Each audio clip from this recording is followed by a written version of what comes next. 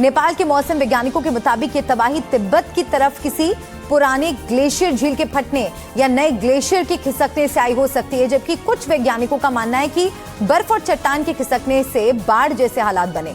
Satellite तस्वीरें क्या कहती हैं, रिपोर्ट में जवाब मिलेंगे।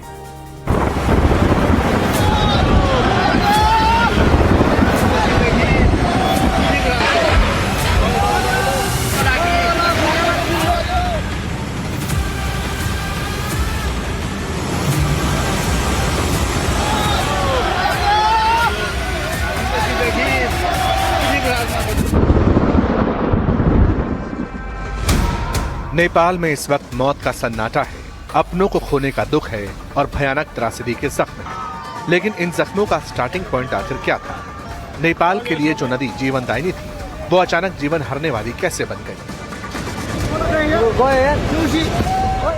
ये तस्वीरें नेपाल के नेशनल डिजास्टर रिस्क रिडक्शन और मैनेजमेंट अथॉरिटी के सोशल मीडिया अकाउंट से शेयर हुई हैं। तबाही को लेकर पहला असेसमेंट साझा किया गया।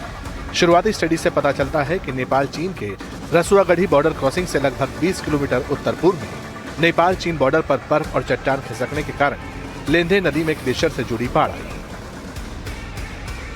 इसका मतलब यही लगता है कि पलक झपकाते ही गांव के गांव लील लेने वाला यह सैलाब किसी बरसाती तूफान से नहीं, बल्कि हिमालय की गोद में छिपे एक खौफनाक साइंटिफिक ट्रिगर से आया था।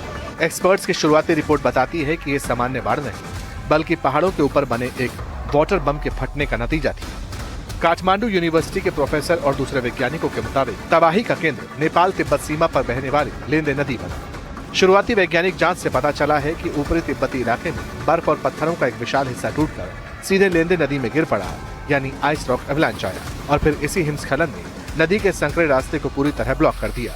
नदी का पानी वहीं रुकने लगा और कुछ ही देर में एक अस्थायी झील बन गई। जब पानी का दबाव हद से ज्यादा बढ़ा तो वो बर्फीला बांध एक झटके में टूट गया और बेतहाशा पानी तबाही बनकर नीचे दौड़ पड़ा। मैं कुछ बातें सुन रही हूँ कि झील फट गई, जिसे ग्लोव कहते हैं। मुझे भूकंप की बात भी पता चली है और रिपोर्ट है कि हिमस्खलन भी आया। अब ये तीनों एक दूसरे से जुड़ी हैं और एक दूसरे को कंट्रोल कर रही हैं। इससे ग्लेशियर कैसे ट्रिगर हुआ और बारिश भी कम हुई, ना के बराबर हुई, क्योंकि अगर आप धराली हादसे को भी देखेंगे तो वहाँ भी बारिश कम हुई थी। 8 mm की बारिश हुई थी। इसलिए मुझे लगता है कि हम सिर्फ अनुमान लगा सकते हैं, लेकिन ये सही है कि हिमालय में हलचल तो हो रही है और अगर आप सैटेलाइट डेटा देखें तो उसमें एक झील फटती दिखाई दे रही है। इन तस्वीरों और मैप पर नजर डालेंगे तो नेपाल में तबाही का सिस्टम और क्लियर होगा। यह है नेपाल के उत्तर में रसुआ जिला, जो चीन के तिब्बत से जुड़ा हुआ है। ये पूरा ऊंचे पहाड़ों वाला इलाका है।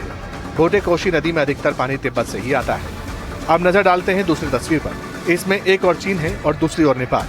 तिब्बत में भोटे कोशी नदी के पीछे पोछो या मात्सांग सांगपो कहते हैं। तिब्बत में भोटे कोशी नदी को पोछू या मत्सांग सांगपो कहते हैं और नेपाल में आगे जाने पर इसे त्रिशूली कहते हैं। तिब्बत में भोटे कोशी नदी झांग जांगबो ग्लेशियर से निकलती है। ये ग्लेशियर 8013 मीटर ऊंचे शीश पांगमा पर्वत के दक्षिणी ढाल पर है। भोटे कोशी की एक सहयोगी नदी है जिसे लेंदे कहते हैं, जिसका काफी पानी भोटे कोशी में आता है। लेंदे नदी का कैचमेंट इलाका नेपाल के लांगतांग इलाके का उत्तरी छोर है। इस इलाके में और उत्तर की ओर जाएं तो ग्लेशियर लेक हैं, जिसमें से कुछ नक्शे में दिखते हैं। माना जा रहा है कि ऐसी ही एक ग्लेशियर लेक के भूकंप के कारण टूटने से पहले लेंदे नदी और फिर भोटे कोशी नदी में सैलाब आया। बीते साल भी भोटे कोशी नदी में ऐसी ग्लेशियर लेक टूटने से भारी बाढ़ आई थी। तब 24 लोग लापता हो गए थे। हमें इस मामले को काफी गंभीरता से लेना होगा। हमें अर्ली वार्निंग सिस्टम पर काम करना होगा। ये एआई या फिर उपकरण आधारित हो सकते हैं। मंत्रालय की रिपोर्ट कहती है कि तापमान बढ़ रहा है, लेकिन हिमालय का तापमान देश के दूसरे हिस्सों के मुकाबले और ज्यादा बढ़ रहा है। इसलिए अर्ली वार्निंग सिस्टम पर मिशन मोड में काम करना होगा और समझना होगा कि हम इसे लेकर कैसे आगे बढ़ें।